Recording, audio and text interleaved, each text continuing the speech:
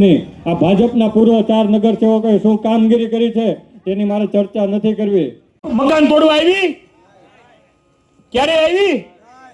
તો આ મકાન જેને આપણા સપના 40 વર્ષથી 50 વર્ષથી જે ઘરમાં જે દાવા કરવા વાળા છે એની અને અમારી લડાઈ છે, આટલું મારે તમને કહેવું છે।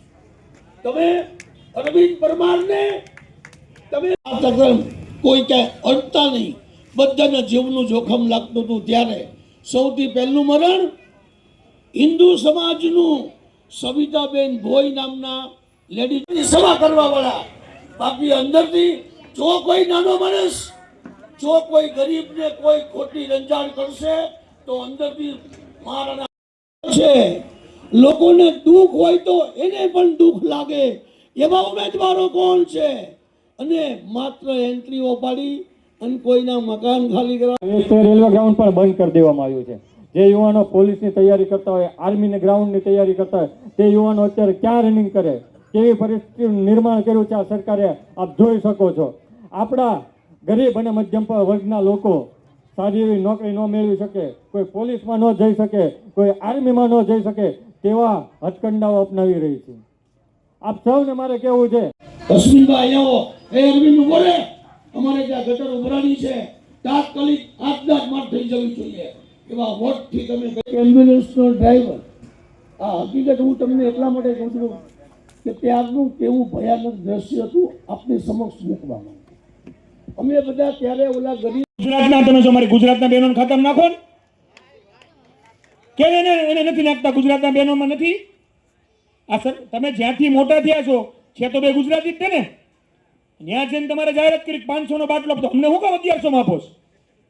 હે, અમે કઈ વધારે નથી?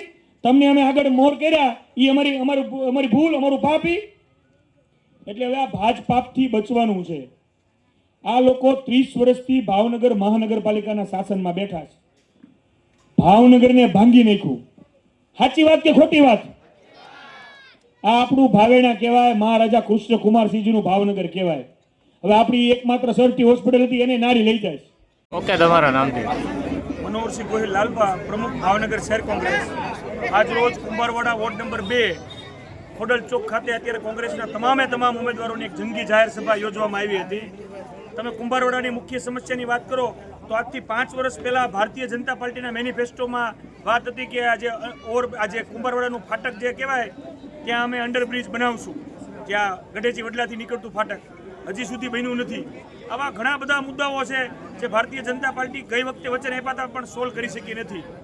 એટલે અત્યારે જનતાના, ભાવનગરના આ કુંભારવાડા વિસ્તારના તમામના આશીર્વાદ અત્યારે કોંગ્રેસ પક્ષના ઉમેદવારો સાથે છે।